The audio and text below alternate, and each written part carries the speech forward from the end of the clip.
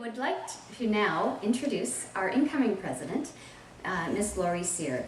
This will be Laurie's inaugural address to the CAOT membership, as Laurie just started her mandate on October 1st of this year. So I would like to introduce Laurie and tell you a little bit about her experience.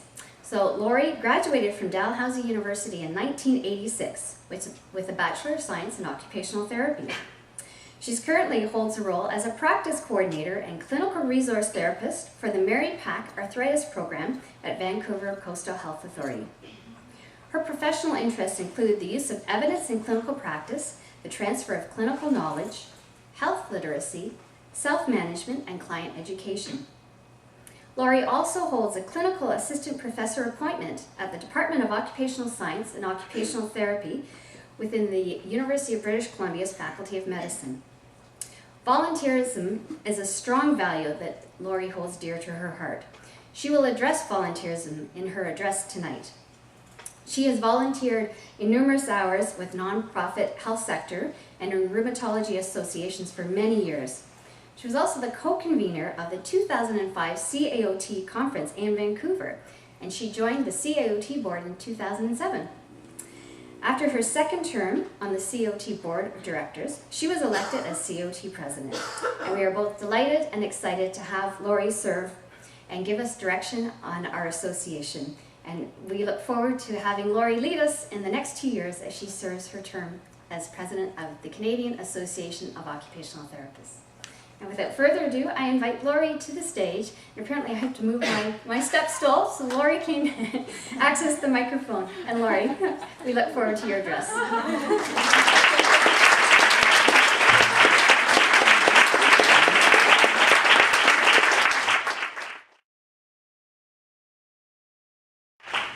It's always good to start with a little bit of levity, and I'm glad Janet had to move the step stool, not me. And I think Janet might have taken the first page of my speech.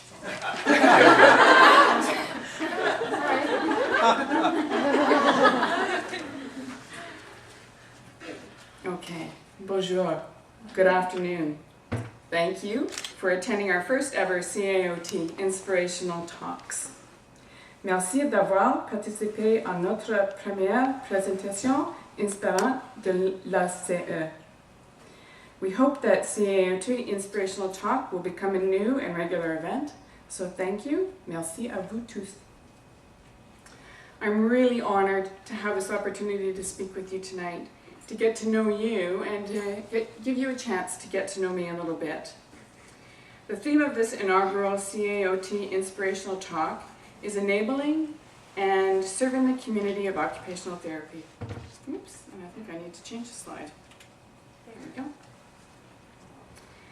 It's my pleasure to share the mic tonight with the Honorable Jack Murtaugh, whose work inspires people to serve, as well as all you occupational therapy students who have joined us on our collective journey here tonight.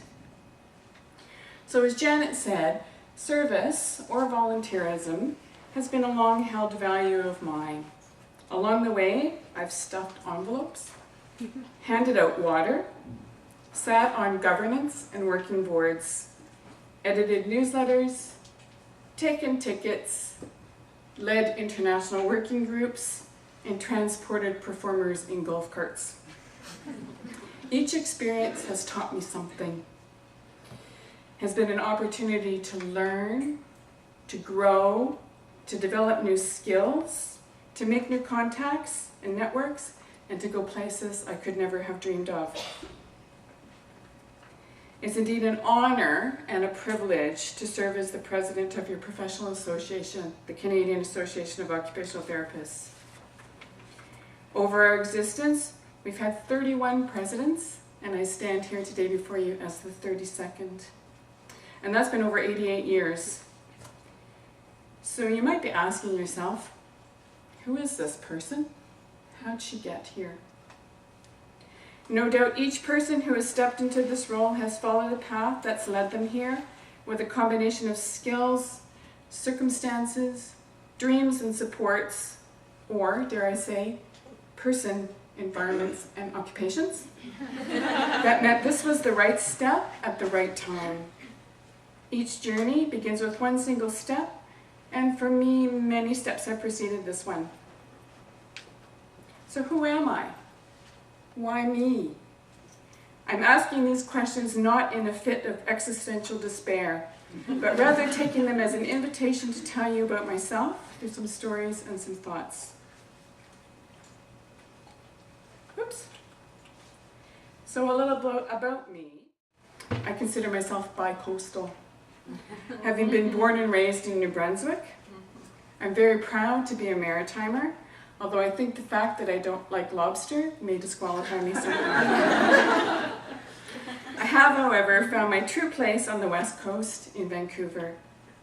Its physical beauty, diversity, culture, proximity of big city and wilderness feed my soul on a daily basis. Over my life, some steps have been planned and some have been truly serendipitous. As a girl planning my future, I was sure I would be a high school teacher, teaching English literature and bringing the joy of English literature to 16-year-olds. As you might imagine, after a student placement doing exactly that, I realized my folly. Now what? I knew I needed a more helping role. Physiotherapy? No. Social work, and no offense to my interprofessional colleagues at all. Social work? No. On exploring the Dalhousie University calendar, I read about a new program, occupational therapy. Never heard of it. But after doing a short volunteer stint at the rehab center, I realized it was the profession that was made for me, and I haven't looked back. That I stumbled onto this profession was the best turn I could ever have taken. In my work, I have a practice leadership role with the Vancouver Coastal Health in the Mary Pack Arthritis Program, as Janet has said. I'm blessed to work with dedicated therapists, striving to do the best job possible, as well as a supportive, collegial practice leadership team. Together, we face the same issues faced by therapists across the country. So I understand from both an intellectual and a gut feel perspective what it's like to work in Canada today. This positions me well to ensure CAOT works best to serve you, its members. Now, back to the reason why we're here. Oops, I keep pressing the wrong thing. What is service? So a noun defined by the Oxford English Dictionary as the work of helping or doing work for someone, an act of assistance. True, but that feels a little dry to me. I like what Gandhi had to say about service. The best way to find yourself is to lose yourself in service, in the service of others. Learning all you can and challenging yourself is a great way to find yourself. Learning through service or volunteering is a strategy I have used throughout my life. Formal learning is valuable as well, and as Janet has said, I graduated from Dalhousie a long time ago. And another mantra of that time, doing, being, and becoming, made so much sense to me and validated my path. However, I realized the learning journey had begun long before that time. So when reflecting on what might have been my first leadership opportunity, learning opportunity, I believe it must have occurred in that venerable childhood institution of brownies. And that's me getting pinned. I was so scared. You can see my fingers are stuck in the salute. I didn't want to get my salute wrong. So I was a pixie, and later I became a sixer of the leprechauns. Being a sixer was my first formal leadership role.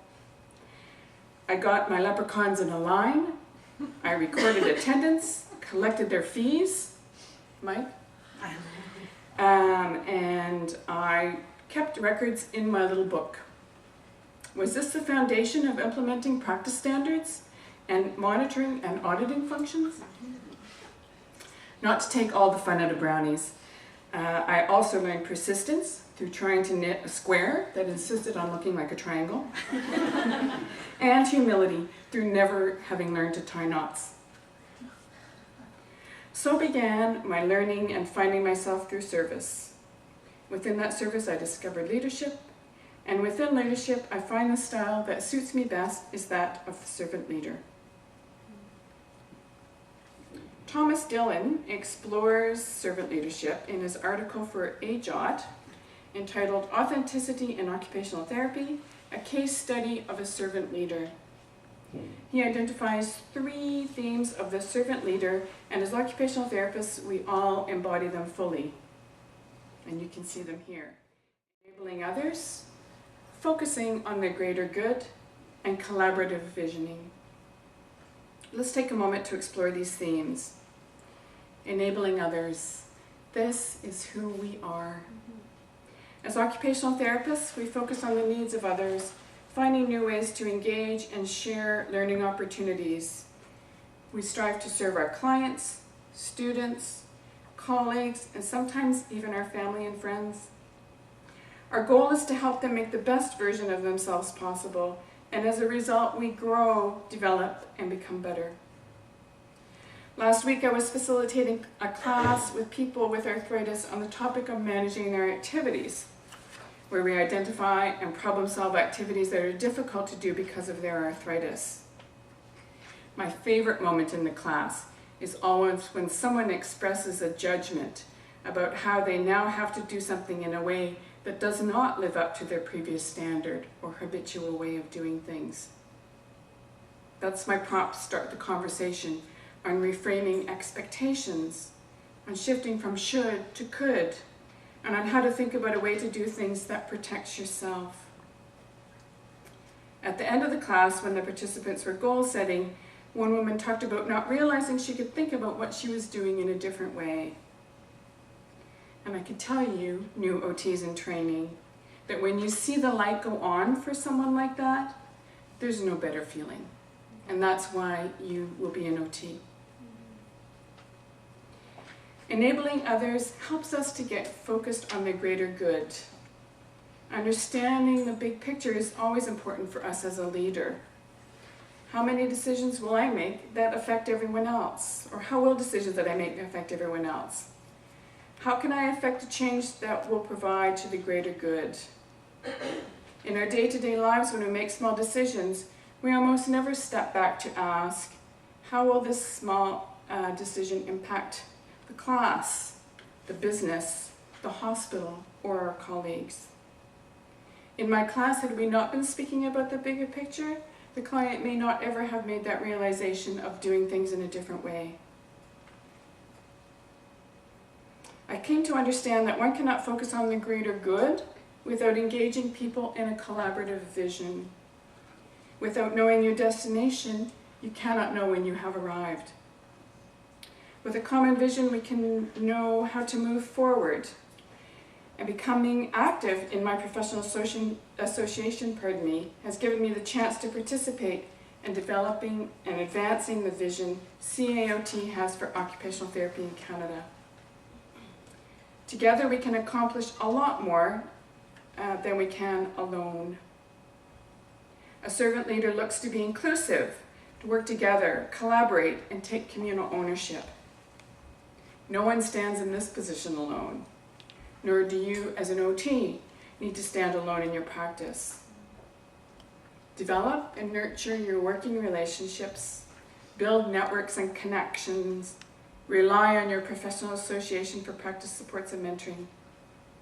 It truly does take a village to grow and support our profession.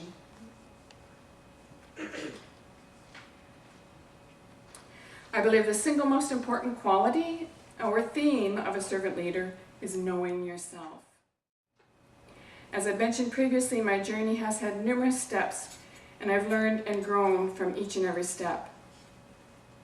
With each step, I learn a little more about myself, develop new ideas, and get inspired. To be a good leader, a good servant leader, to be a good occupational therapist, knowing yourself is critical. This is what allows us to serve others. When I was looking for quotes on service, I came across this one, and it's from Rabindranath Tagore, who was a Nobel Prize winner in literature in 1913, but I thought his sentiment was still current today. I slept, and I dreamt that life was joy.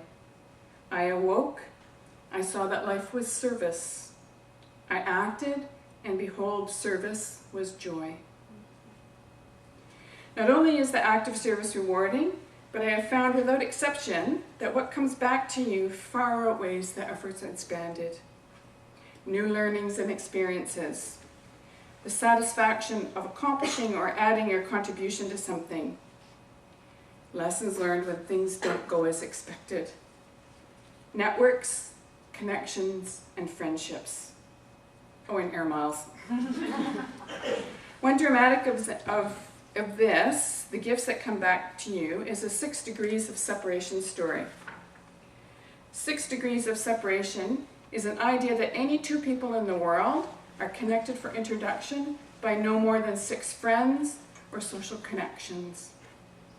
When I was working at the GF Strong Rehab Center, there was a client who was approaching discharge, and he would be returning to Italy. There's some discharge planning for you. He was requiring ongoing OT services.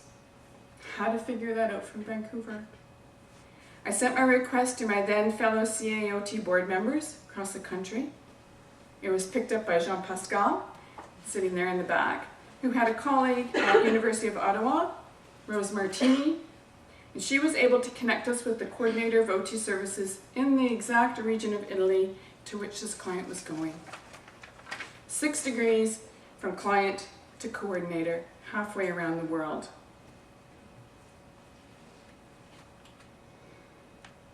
So I asked this question previously, why me? I challenged myself with considering this question for quite a long time actually, prior to taking on this role. It is truly an exercise in knowing yourself to examine your abilities, aspirations, and yes, insecurities when considering taking on the role of president. I turned that question into, why not me? Take the opportunity and fly. In turn, I challenge you throughout your careers to take the opportunities that are open to you, to learn, to contribute, to serve, to fly. I give credit for these 2 last photographs to a friend of mine. That's her in the photos. I first met her when she was a young OT student on placement in my program, and as with some people, you just connect. Her career as an OT right now is in a hiatus at this point, as she's on a journey back to health and well-being. And as you'll find, once an OT, always an OT, and she uses flying as an occupation to regain her sense of being a well and functioning human being. I will take her inspiration with me for these next 2 years. So as we look forward, my hope is that I fulfill the idea of a servant leader as your president, and that we may together accomplish great things. Thank you.